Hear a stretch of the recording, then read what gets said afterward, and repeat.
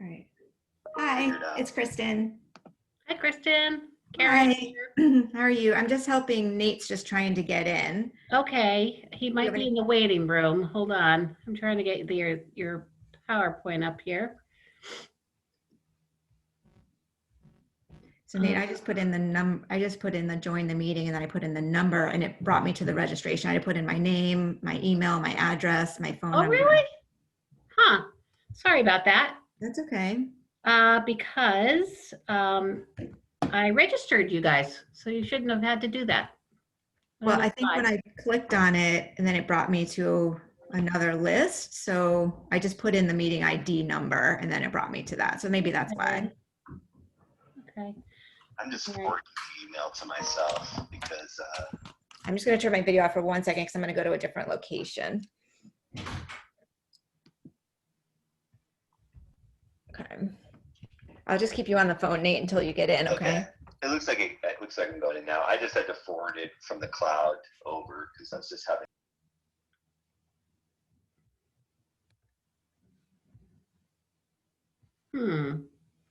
Having a hard time sharing my screen. I don't know why. I'm getting the PowerPoint there. Oh, Nate's in the waiting room. Okay, here you go. You're in.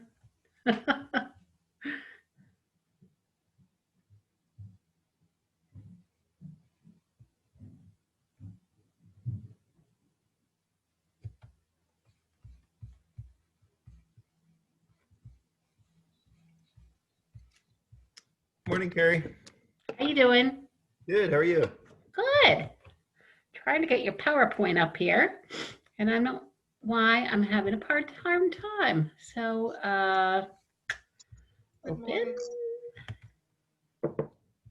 Glad you guys are on. You all look good.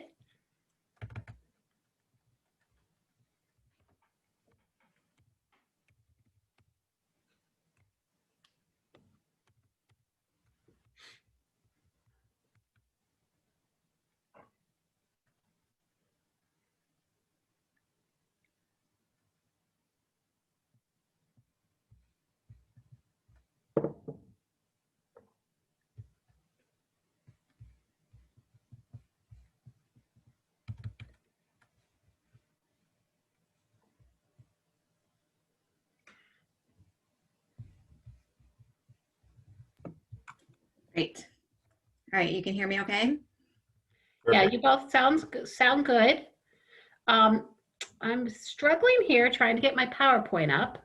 But I can also share my screen. I know Nate was saying, we might be able to do that. But then I merged yours and Rachel's screen, PowerPoint. Oh, together? Okay. Yeah, so they're all in one. But I don't know why. Well, I may have to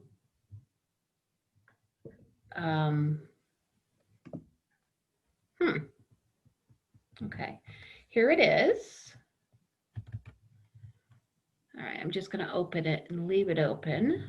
Okay, so it's open, but I have to close out of this.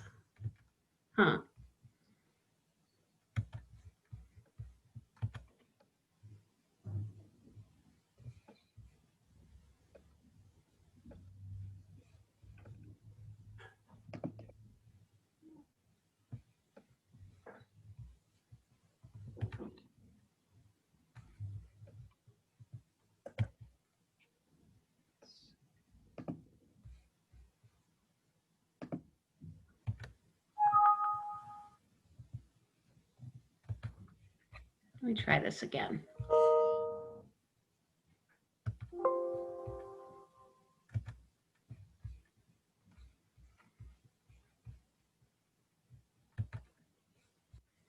Okay, share my screen again. You're okay. Sarah's audio's not working.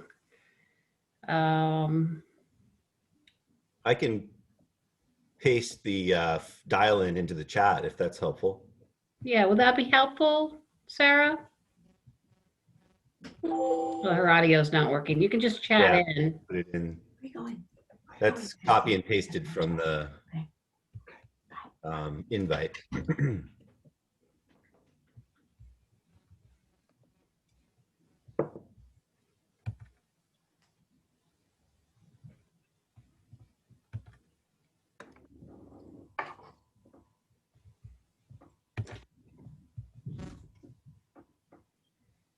Thank you.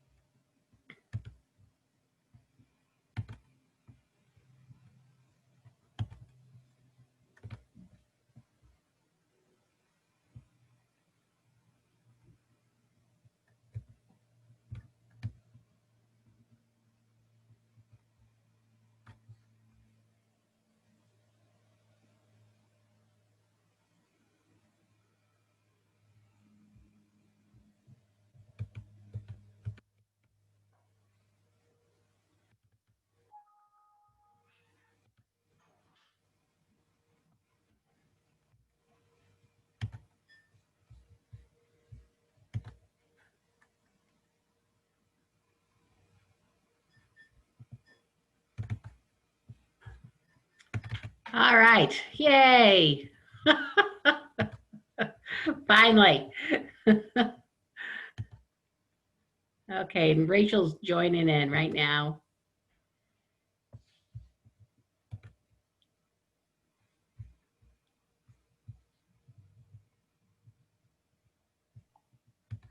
Hey guys. Hi, Hi. welcome everyone. All right, so I am going to advance the slides for you folks because we'd have to stop and, you know, make you the host, and it Gotcha. just too many transitions in our experience. So I'm just going to just, all you have to say is next. And Got it. I'll advance the slides for you, okay? Sounds great. Y'all look good, y'all sound good. So people are hopping on left and right. I'm admitting them all in the. I dressed down for this. I didn't wear a costume, so I. Oh man. Well, I will introduce you as Superwoman. I was really hoping you'd wear it, Rachel. I have a whole closet full of costumes upstairs, so don't get me going. I figure we've survived COVID almost 7 months. I could at least show up wearing a costume, right? Absolutely.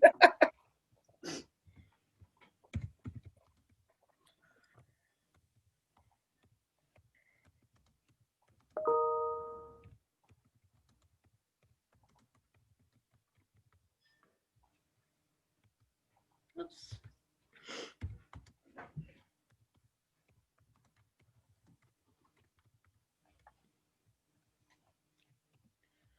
All right. Oh, 6 people all in the waiting room. Okay. Admit all. This is great. We're going to have a good crew today.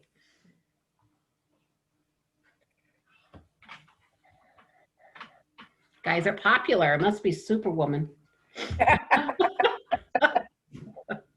So, yeah.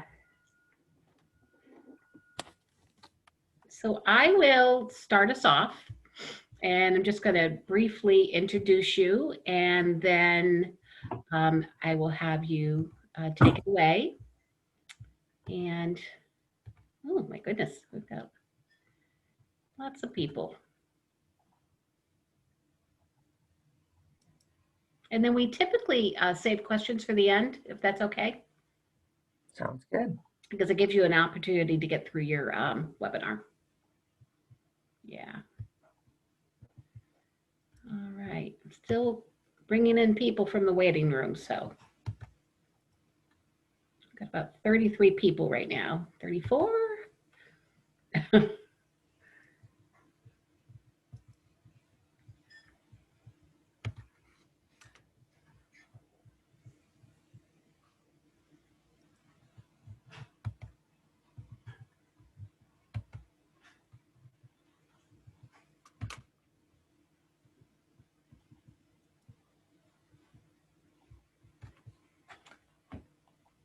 Okay, so it's 11 o'clock.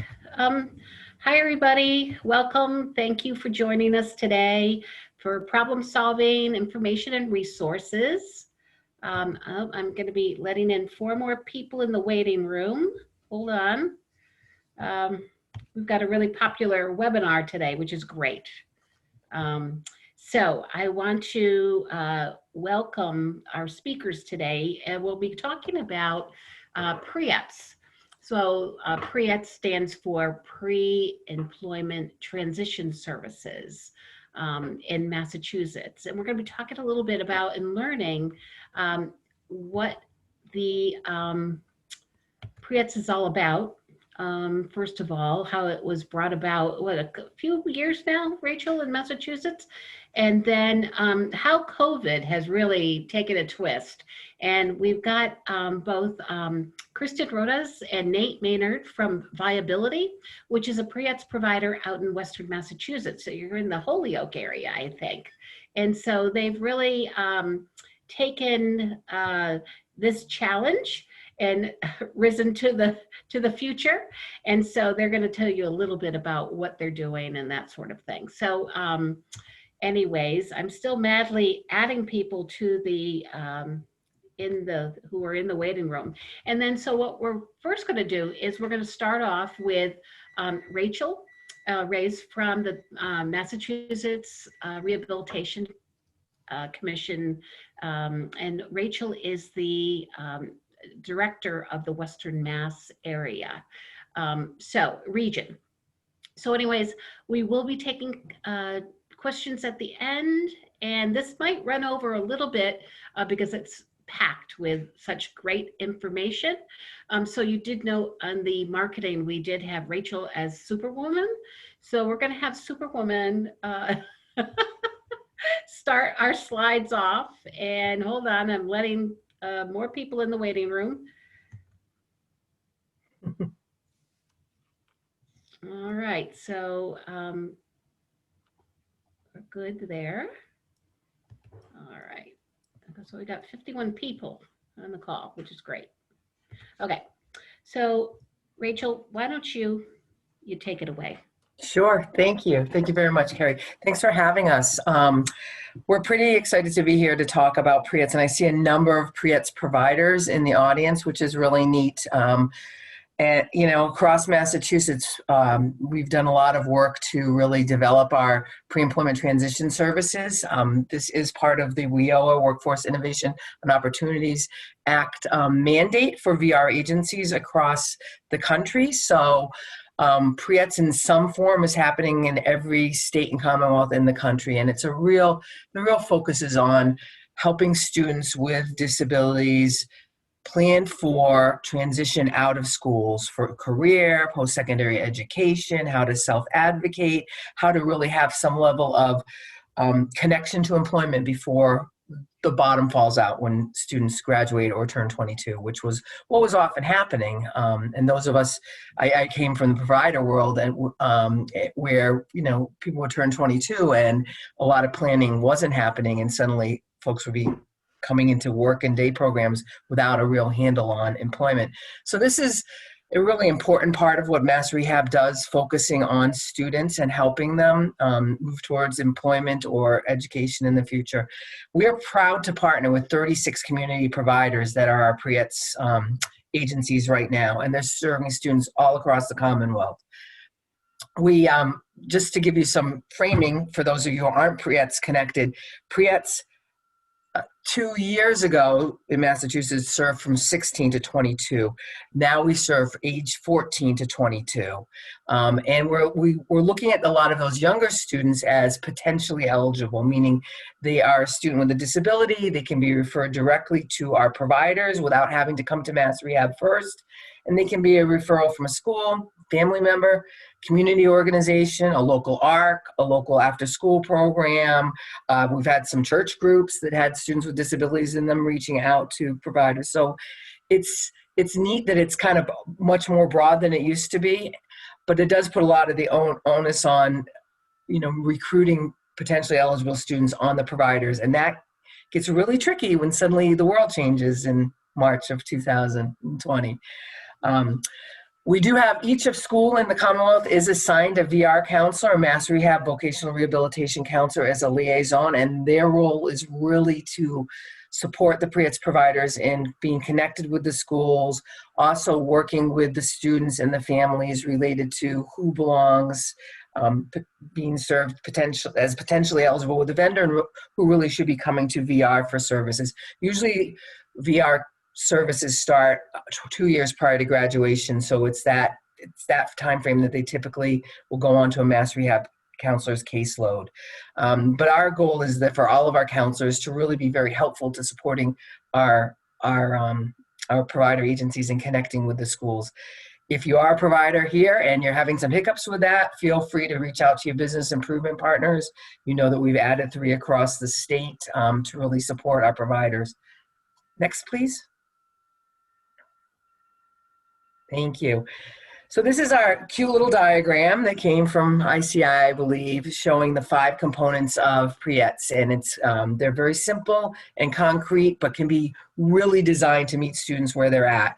So job exploration and counseling, work-based readiness training, work-based learning experiences, which in the old world of Pre-ETS was just paid internships. And now we've really broadened that to be a litany of different type of work-based learning experiences, counseling regarding post-secondary education or training, and then self-advocacy and peer mentoring, which really wasn't a focus in previous years, but we all see it as very vital. Next, please, Carrie. So students can access 1 or all 5 of the Pre-ETS services, and providers have to provide all 5 services for all of the students. And each school has, this is something we set up this year, this past RFR season. Each school has 1 assigned Pre-ETS provider, but some of our larger schools now have 2 assigned Pre-ETS providers, which can get a little confusing, but there's just the volume wasn't being covered. And then students are able to choose the Pre-ETS provider that best meets their needs. So say a student has a school has a provider assigned to them, but that student has a connection with a local ARC that's also a Pre-ETS provider, or a local IL center that's also a Pre-ETS provider. They can choose to use a different provider than that person that's assigned to the school. Next, please. So we've built the Pre-ETS model to have 3 different levels of support for students. So we're really trying to match the continuum of serving students from 14 to 22. Oh, here's some cute students. So we have the exploration tier. You jumped ahead on me, Carrie. Wait, oh. Now you're way ahead. Go back to. Oh, there we go, I'm done. What happened, Carrie? Carrie, you're on mute and you're jumping all over the place on the slides. Yes, no, I apologize. Let me get back here. For some reason, they keep going. Yeah. Viability's just taking over the world. Do you see that, guys? I apologize. Here we go. We're back. So just to summarize, we've developed the Pre-ETS program now to work with students from 14 to 22. So providers have all really embraced developing curriculum that hits students where at the awareness stage, doing a little bit more exploration, and then the preparation stage, those critical 1 or 2 years before students graduate out of school to really be ready to hit the workforce when they graduate. Now you can change it. And there's the cute kids again. These are just some students that were doing work-based learning in a variety of environments. I like the one with the little birds. It's so cute. And next. So again, it's from ages 14 through 21 up till the 22nd birthday. Students have to be in a high school or post-secondary, or could be homeschooled, or right now could be in some kind of crazy hybrid situation. But this is not for middle school students. And we serve students of all abilities. So some of our students have very, very significant challenges, and others just have possibly a physical disability and might only need a couple of the components to move forward. And then the hope is that we are encouraging students to be interested in the world of work, to move away from the thought that just because you have a disability, you should be on Social Security. Our goal is that students who want to work are moving forward towards work. It's a very individualized program, but it doesn't mean one-to-one, and that does get to be a sticking point with some of the schools. So if you are a provider and you have some sticking points around that, again, please reach out to your business improvement partners. We are trying to help the schools kind of understand that. And today, in this difficult world of some students being all remote, some in school, some hybrid, it's a challenge to meet people where they're at. And I think that's it for me, Carrie. Oh, one more page. Sorry, I lied. Here we go. Meeting students where they're at. Any student with a disability is welcome. Anyone can start somewhere. We have really been proud of our providers who have really embraced creative practices to increase accessibility, and the incredible challenge that we all faced in the middle of March when the world changed and we had to all suddenly figure out how to go to remote has been remarkably addressed by our Pre-ETS providers. I can't say enough about how impressed we are with the providers who just were able to switch gears, figure out technology, figure out how to still access the students, muddle through a crazy summer. So to all of you who are still in this game with us, thank you very much. And that is why I roped in my colleagues, Kristin and Nate, who have done a really fantastic job in Western Mass, really looking at how do we serve students remotely and how to really maximize technology. So I very much appreciate you two coming on board with this. Questions will be at the end. That is, there's Rachel's information and also a link to their website. And again, we'll be, save your questions or chat them in right now. We'll be hearing from her shortly. So thanks, Rachel, for that great overview of Pre-ETS. And I'm going to hand it over to you, Nate and Kristin from Viability.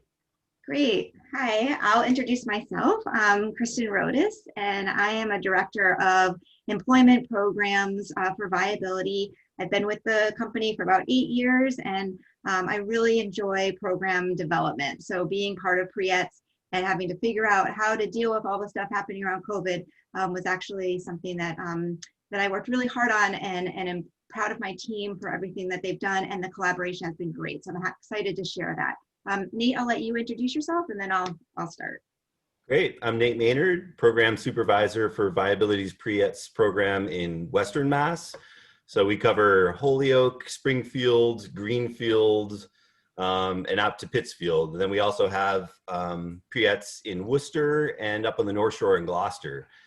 And really excited to be here to share. I see a lot of faces on here from folks who we've been collaborating with. And one thing we wanted to premise this with is, you know, we are here as collaborators with all of you, and certainly not the experts in Pre-ETS by any means.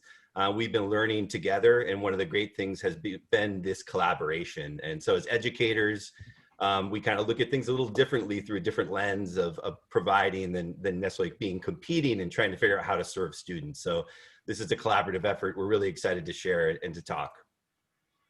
Awesome. Thanks. Next slide. So when COVID hit, right, we had to go from an in-person model to a fully remote model, and it was quite crazy. Everybody was kind of scrambling to figure out what to do and how to pull this off. So one thing I think really helped our team was that we had pretty a young kind of tech savvy staff. So a couple people were excited about this challenge and could grab hold of it. We also had an existing curriculum, which kind of made it easier to kind of take a curriculum that we already had and figure out, how are we going to do this online? How are we going to do it virtually and deliver this curriculum? However, it was a hands-on, very kind of innovative curriculum that was holistic, and we weren't sure what to do about that. So again, I'm walking you through a story of what has taken place since March. So part of the challenge was figuring out what platform we wanted to use. We really looked at Zoom and we looked at Google Meets, and both of those platforms had benefits and drawbacks, and we decided to go with Zoom as our platform. And then we were stumbling all over technology, right? How to get kids logged in, how to help them figure out how to do Zoom. They were already kind of in Google. One of the reasons we decided to do Zoom was because we wanted to give them a different platform. We figured they were spending a lot of time in Google for school, and we thought maybe having Zoom would be a little bit different. Again, pros and cons to both. But overall, we really did lose a lot of students. And I just want to point that out, because as much as it's been challenging to keep students on, the loss of students over technology has been something that we're trying to figure out how to kind of gain them back. And I do think we, have some ideas that that might entice kids to kind of come back online. And it's been a struggle, but for some of the students that we've reached and who's kind of stuck with us, it's been really successful. Next. So some benefits and some struggles. So some of the benefits was that we looked at Google and Google Classroom, and the G Suites for nonprofit is a great platform. So I just want to suggest to those of you who maybe haven't looked into Google Classroom yet, that it's definitely something to explore. There's a lot of opportunities, and there's a lot of resources there that can be helpful, but it's also quite overwhelming. So Google Classroom does a really good job of tracking students' work so that you can assign students' work, you can kind of see what they're doing in the classroom, and you can monitor them from a distance and side by side. Also, Google Classroom, you can access surveys, which we thought was really great to kind of check in with students and then be able to gather data that way. And then it's a great time management tool because it connects to calendars, and there are times when you can tell the students to get on, to do certain work, and then you can watch how often they're engaging in the assignments through Google Classroom. Some of the struggles was that it was really challenging to register students through Google Classroom and get them situated with the classroom that we had, because they were also having Google Classrooms for school. So the difference between their classroom Google Classroom and their Viability Google Classroom just got a little complicated. And because they had multiple accounts. And there was a fairly big learning curve. So we are still pursuing Google Classroom, but it's on hold a little bit as we've tried to get kind of Zoom up and running. And I'm really happy to talk to anybody about pursuing Google Classroom if anyone's interested. I will give you my contact information, and Nate and I are happy to talk to you a little bit more in detail about that. Next. So one of the resources I would love to share is Virtualjobshadow Com, which is a website that we found out about, and we purchased seats on this website for our students to use. And one of the reasons it's a great website is because they have collected videos of all different career opportunities that students can watch. They're short and engaging, and after each video, they have interviews with the employee, and the employee goes and talks about what it's like to work at that job. And the computer knows how to follow along with a student, what they like, what they don't like, and then suggests other possibilities and options for students to look at and watch. The videos also then connect students to career opportunities through Indeed, and then also through post-secondary education and certificate programs that they might need to do to pursue that particular career. Virtualjobshadow also has a wealth of curriculum on the site that they allow you to manipulate and change and assign to students. So again, if students get onto this site, they can work through their own assignments. You can assign them videos to watch, you can assign them surveys, and they also have a lot of other great benefits. So again, I'm happy to share more information about this, but this has been a great resource to get kids engaged virtually. Next. Oh, can you go back one?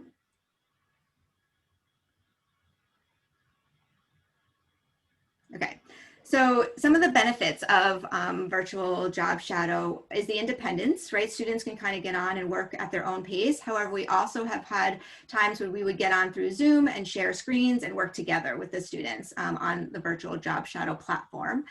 Tracking data has been great through that website. They also have ONET and assessments on there that students can take. And then you can take those ONETs and assessments and download that and share that information. But the other nice thing is after a student takes one of those assessments, the computer then generates suggestions for the student based on their assessments. So that's been fabulous. And then, connecting to post-secondary education was another big one that we found super useful. There is a whole piece on there where they look at colleges and certificate programs, so students can put in different things that they're interested in, and then you can figure out kind of where you want to go from there and what college might be appropriate. And then it can link to virtual tours of colleges for students to do. And you're really learning from, so the computer is really learning from the user, and I think they did a great job with that. And I've been saying a couple of times, I actually wish I had stock in their company because they're doing really well. Oh, can you go back one for 1 second? But the drawbacks I just wanted to point out is that it really doesn't work for students who need a lot of one-on-one guidance. We found that that's been a little bit challenging in that students who just need more support. Again, you can share your screens and you can do it together, but we have found that to be really successful for kids who can kind of self-navigate. Next. One comment that popped up there too, Kristin, from, I saw Andy from Capabilities and Beth from RSI, was the ability to customize lessons too is a really cool part, that you can create custom soft skill lessons and align that into the work that you do with the students as well. Yeah, and I want to say it's a great platform for all different populations too. I mean, we found it to be so successful with Pre-ETS, but I'd highly recommend it for your agencies with anybody you're looking at around employment and engagement.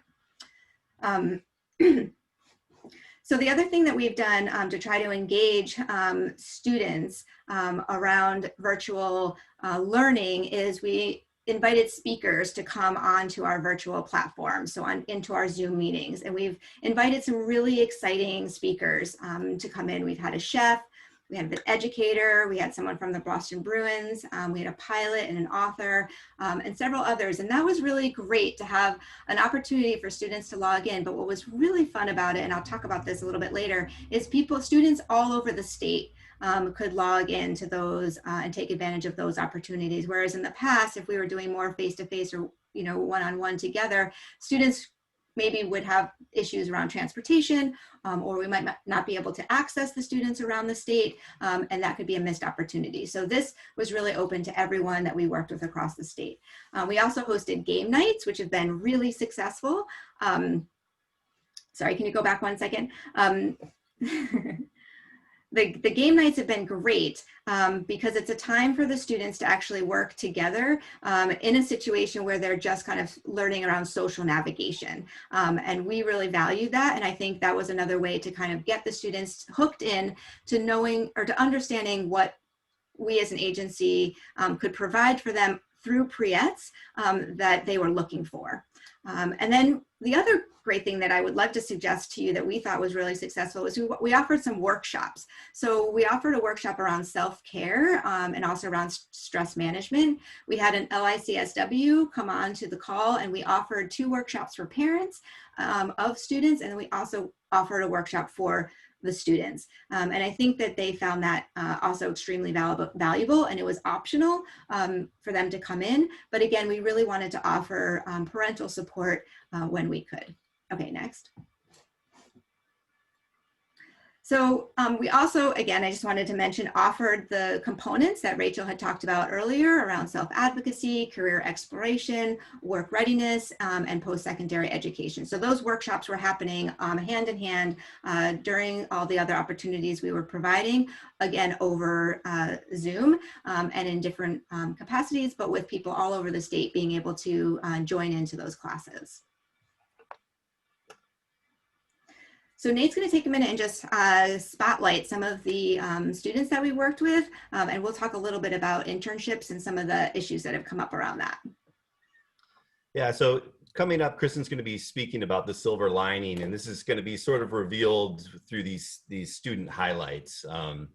You know, there was a lot of difficulty in getting certain students to access, but other students were accessing it and finding connections virtually that they may never have come across otherwise. One of them, we had a student in the eastern part of the state. They live in a community that has very little public transportation, and they themselves have both a medical and physical disability that made accessibility challenging in terms of finding work-based learning experiences. They'd been in the Pre-ETS program and was really looking for an opportunity to connect with early childhood education opportunities. And what we found was we were also running a DTA program for Department of Transitional Assistance, and we had parents who were taking part in skills training and had children who needed something to keep them busy. And this student was really looking for a great opportunity to connect with younger students. So we got her to do a reading program with the DTA folks' children while they were doing the skills training. And, you know, for this student who had been really seeking this work-based learning experience, she was so excited and so empowered by that opportunity. She showed up very well dressed. She was practicing for the reading, and you could just see the excitement in her connecting with that experience. And we wouldn't have really even thought about, hey, we could do some reading over Zoom. That wouldn't, in our traditional Pre-ETS, we wouldn't have thought about that. We would have been trying to figure out how to do the transportation and really trying to get over that barrier and realizing that it was so simple to connect through Zoom and something that we can really look at in the future. We had a student in Central Mass who was on the spectrum, had a little bit of challenge connecting sometimes socially in the classroom environment when it was in person. But when we went remote, something about being online really empowered that student, and they felt more confident and connected. They attended every event over the summer, and then they became our champion of game night, showing up at every game night, helping lead the Kahoot games, and really socializing and interacting with students from all parts of the state. So that was a great thing. We had students from Gloucester, Massachusetts, Worcester, Springfield, Pittsfield, Greenfield, all together. And then for that student, being able to really connect socially was a unique opportunity that we didn't anticipate. So again, another kind of silver lining that we didn't anticipate. Third student we also do Pre-ETS for the Mass Commission for the Blind. We had a fully blind student who was involved in the Pre-ETS program throughout the year last year and was looking for work-based learning. We were trying to find an opportunity during COVID, and we decided to have her do some informational interviews. She connected with 3 different employers. She interviewed with a counselor, a music therapist, and an author. And then the author connected her into a community writers workshop where she was able to connect through Zoom and connect with adult and youth writers. And then that led into another connection with a theater camp with another provider. It was Our Space, Our Place. She then did a theater camp, and so connected into all of these interesting pathways, again, things that we hadn't even thought about, and finding that these virtual opportunities have created a lot of unexpected twists and turns that can really enhance and support the work that we do, and realizing that this is kind of changing this vision of where we can take Pre-ETS beyond COVID in order to kind of meet many different needs and approach it in different ways. So kind of exciting. And then the other part is just how we're connecting with schools. And I'm sure all of you out there as providers are figuring out, how do we connect with schools in this challenging time? You know, schools are really facing a lot of logistical challenges and figuring out how to implement this new school year, and where does Pre-ETS fit into that? And our approach has been to really figure out what's the pain point, where are the schools, where are the teachers really struggling, and how do we come in to provide support within that? So our approach currently has been to look at these transition classes as a way of freeing up the teachers. And we're working with MRC to kind of look at what flexibility we might have in being able to teach general classes. And I'm speaking out of turn, I can see Rachel. But one thing we realize is recruiting is challenging. So we're trying to figure out how to serve students in a classroom environment under the constraints that we have. So again, it's trying to figure out how to support teachers, how to create value for Pre-ETS within the current structure. And we know that having Zoom classes after school when they've been in online learning all day is a challenge. So Kristin will be speaking about some of the different things we've been thinking about and working on, and how we're kind of creating engagement through those barriers. Take it away, Kristin. Next slide. So again, talking about relationships with schools and virtual learning versus in-person learning has been really challenging. We're trying to figure out how to support web-based learning. And then I have to say that, the internships have been a barrier. So these are just some ideas of different, I wanted to talk a little bit about the barriers that we've been hitting and really trying to find opportunities, which is why I wanted Nate to highlight some of the things we're thinking outside of the box and wanting to share those ideas with other providers. Because again, sometimes we just fall into an opportunity and it pops up and we think, wow, we wouldn't have thought about that otherwise. So again, we're really eager to share things that we run across. Computers, technology, and internet support has been challenging, but our IT team has been fairly helpful with us trying to figure out how to help students when they have issues around IT, thinking about ordering headphones for students to be able to use headphones when they have to come into one of our Zoom classes, but in their environment. It's really challenging for them to focus because of everything else happening in their home. So what kind of materials could we get for students if they need cameras for their computers?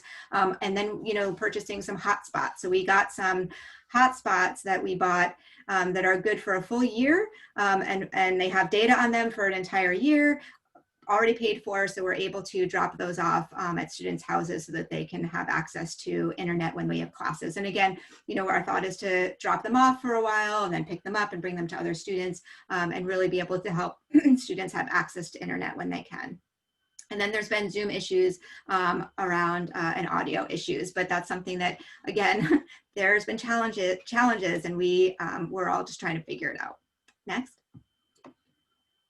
So the silver lining, one of the great things is that access across the state, as I know we've mentioned a couple of times, but also access across different states. So Viability works with other states that have Pre-ETS contracts. And so that's been really helpful for us over when COVID happened, that we did start collaborating with other vendors in other states and with our own program staff in other states who are delivering services and kind of learning what they're doing well and what's working with their contracts that we can also then apply and ideas that we can bring back. Transportation, right, is no longer so much of a barrier, so we're capitalizing on that. Looking at kind of chat boxes and closed caption, the Google Slides, if those of you who have started using Google Slides know that you can use closed captions on them. So if you wanted to have a Zoom call and make a presentation using Google Slides, you could turn on the closed caption and utilize that as a way to do presentations. The post-secondary access in terms of being virtual and doing virtual tours at different colleges and universities and programs has been something we've really worked for. And then the other one we are starting to dabble in is virtual reality.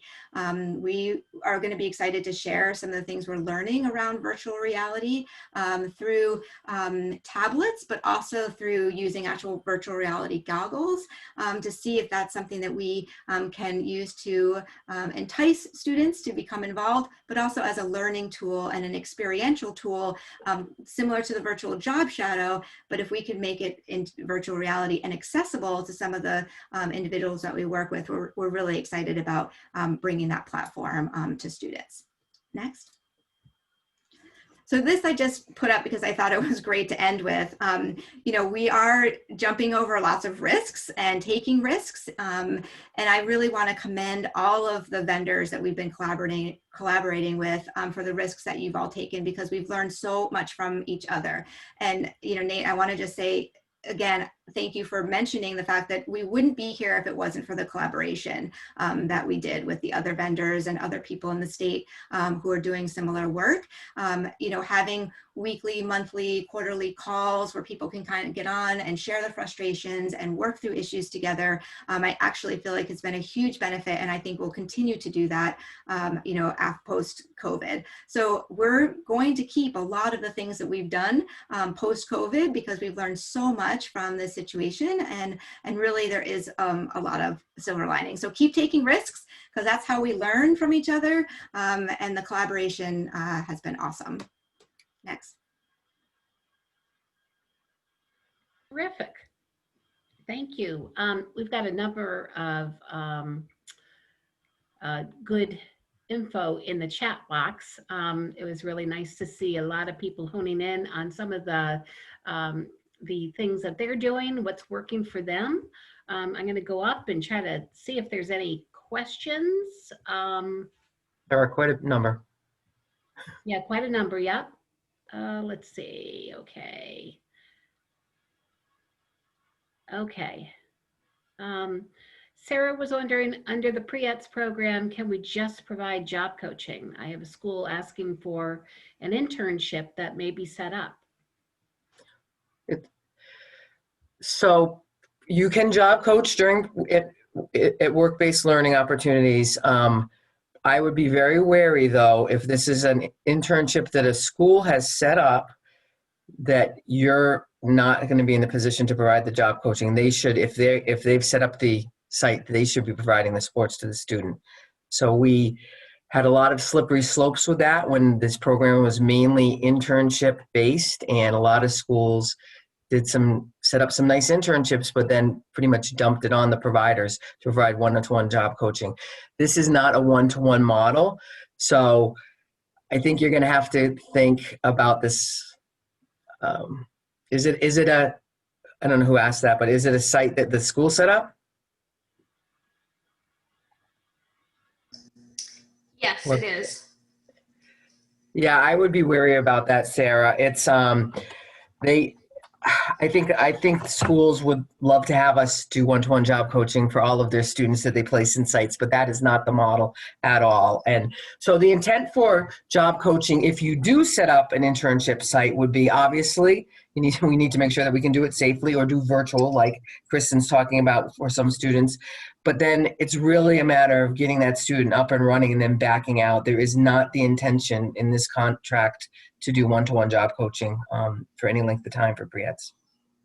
That's what my thought was. I had recommended that they reach out to their VR counselor to see if they could maybe put in for a contract through VR services. Well, Support them and how to do that. I mean, there is a certain, idea and DESE regulations do require that the schools provide the supports for whatever they're setting up for the students. So before we're looking at using other dollars, it really needs to go back to the school. If the school has set this up, and this is something in the student's ed plan or whatever, that those costs are the schools. Okay. All right, I'll let them know. Thank you. No problem. All right, thank you. And going down the questions, Lucy was wondering if a student's headed to college, can they use this MRC service to be helpful beginning at age 14? Absolutely. I think the sooner we start talking to the students, the more that they will have a refined plan as they're graduating out. Maybe a 14-year-old only needs self-advocacy. Maybe they only need to start, knowing how to stand up for themselves and asking the right questions and avoiding cyberbullying or anything else that you're dealing with self-advocacy. But as you progress with the student, because remember, this is a continuum. It's not like you serve the student once and you never see them again. This student could come back to your agency year after year and get more and more refined services based on where they're at. So I do think, for those of us that are parents, and I'm sure many of you are, we all probably started talking to our children about what they want to be when they grow up way before 14. And sometimes students with disabilities don't have that same opportunity with their families. So I think it's a very appropriate place for providers to be there to say, let's think about what you want to do. Let's think about what you need to do to get there. And college is, God, it would be fantastic if most of our students went to post-secondary education and training programs before they jumped into the employment world. Some will, some won't, but it's great that you're willing to jump in early and help support the kids. Great, thank you. And Sarah, a couple different Sarahs were saying how much they love the Virtualjobshadow program, and so do their students. Andy was noting that VIS is very easy format for building, assigning custom lessons. Let's see. Okay, Anne has a question. Curriculum/activity suggestions for students who are generally non-readers and writers. Nate, do you have some successes with that going on? We do, and we've had to modify our curriculum a little bit. I think that our original Pre-ETS was designed in the old model where it was more, students were going on to independence within an internship. And we've put in a lot more life skills and trying to work on how to modify, to work with non-readers. And so working with more visually based pieces, we just purchased some more curriculum to assist to that end. Working with picture-based for career exploration, like there's a ONET that's visually based rather than the standard ONET. And so, yes, I mean, I think that's something that is more challenging through Zoom than it is in person. And so trying to figure out how to accommodate that through Zoom has been a work in progress.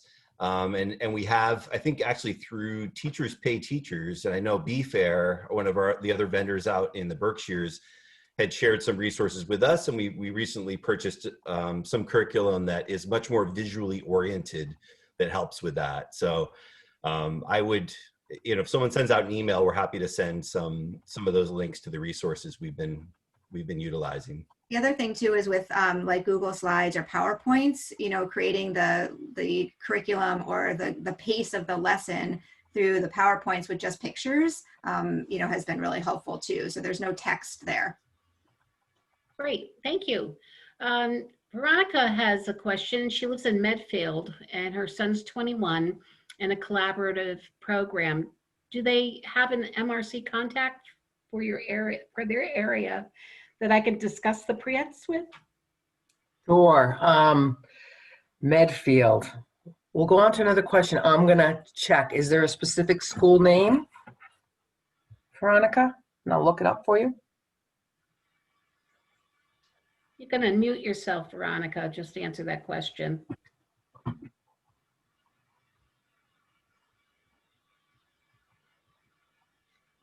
Okay. Yes, everybody's going to receive the slides, no problem. Lots of asking. And then Lucy was wondering, do you have any suggestions of ways to get support to access these programs for students who cannot access independently, mostly due to their disabilities?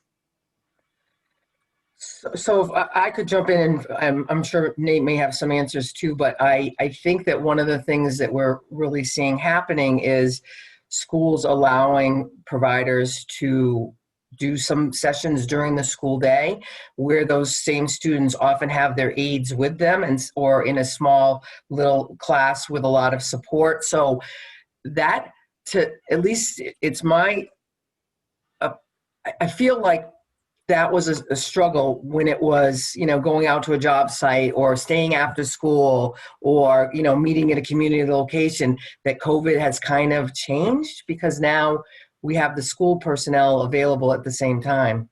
That's great. And then Mark and Sarah also chimed in that remote Pre-ETS has actually opened up more opportunities with schools in their region than they had with in-person. And Sarah was noting that one of the schools that she works with is working, they're doing, able to teach during their school day. So one of their classes twice a week. So a great collaboration there. Mark was saying our remote access takes place during regular school time, during school's remote learning days, and soon after school. Kevin was saying, wouldn't the students need to be in person to use goggles? And how can we make sure that all consumers have goggles? So we're looking at that as purchasing the equipment that the students would be using, and it's mobile. So technically, again, we're just getting started with this, and I'm definitely happy to share the barriers that we run into. But our idea is that once we get the programs up and running on the goggles, we can then drop them off at a student's house, and they can interact with the software while we're then working with them through Zoom, and then pick them up and bring them someplace else. Also, once COVID lets up a little bit, we will have a space where people will be 6 or 10 feet apart, like in a room or an area where we could have 3 people come in and access the virtual programs through a class in that way too. And we can then move them across the state. So we could have them in Pittsfield for a little while in different areas. And since they're mobile, that will give us access. And we did have to buy cleaning boxes for them so that they can be cleaned after each use. Yeah, there's an ultraviolet technology that totally sterilizes them. So in regard to the deep clean, that's the solution to that. Great. Bill, so Kevin was wondering, the use of virtual platforms past virus could still be beneficial. Yeah. 100%. Yes, we're We gonna all keep agree. doing a lot of this. Yeah, I think we've all had to really change, even in our own personal jobs, right? We've 5 years ago, mass rehab staff would never be working from their home. Like, we've all had to change our thinking, and this has forced us to do it. So I think that one of the biggest takeaways that I'm hearing is the fact that geographic barriers have been taken down by the use of, this virtual world. And it is not for every student. It is not ideal for every person, but for those that we can support, it seems to be working pretty well once we can get them hooked and involved. Okay, and then there's a great idea about if anybody's interested in joining a small but mighty Pre-ETS monthly collaboration. There's an email there from Capabilities, and they would love to organize that. So lots of thank yous to Viability for sharing some good info. Kevin was wondering, can't you virtually meet with students and provide support and encouragement, not on job training, job support instead of coaching? Sure. Okay. That was easy. Yep. And please clarify, Rachel, can students return back to agencies through age 22 or beyond that age too? So up till the 22nd birthday, as long as they're still in a school program, secondary or post-secondary education, they can participate in Pre-ETS. And students can come in and come out. Students can do, participate in self-advocacy at 14, come back and do job readiness at 15. They can get multiple services at the same time. They could get one service. They can ebb and flow in and out until they've either graduated and left school or turned 22. After 22, services need to be provided by an adult funding agency. So MRC, DDS, DMH, clubhouses, etc. Okay, thank you. And Heidi was suggesting that Flipgrid's a great tool for students to share video responses. Let's see, can organize that. Okay. Andy was saying, on a side note, if you didn't see the 60-minute piece on adults with ASD entering the workforce, check it out. Really inspirational. Yeah, I heard about that. That's great. Thank you for sharing the link. Okay. I like easy questions and answers. So do me. So do I. Were your game nights just general, or were they Pre-ETS focused? They were actually just general, and we had to kind of justify that. But what we realized that there was a lot of soft skill development that was taking place during those game nights. That's what I want to hear, Nate. That's a good answer.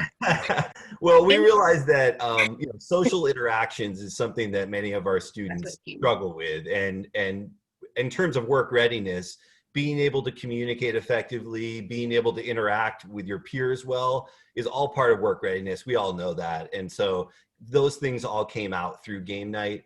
And we realized that actually just having some soft space for the kids to get together and just connect and share and socialize is going to increase their employability through that soft skill development. So we justified it through that pathway. Yeah, definitely. I mean, thinking about teamwork and communication, I mean, how those are, that's just great practice for kids, So anyways, okay. I will follow up though and say that if you haven't used Kahoot is really fun, and you can make Pre-ETS games within it. So you can create trivia games. Students can hop on and actually use their phones as an interactive piece to answer, and it'll come up on the screen. So check out Kahoot if you haven't. It's a fun online game that you can customize for Pre-ETS. Terrific. All right, and here's some great resources for all of you. And let's see, I'll check one more question in the chat box and Kahoot, yes. Mhm. All right. So I think if you just Google Kahoot, you'd probably find it, right? Correct. Okay, great.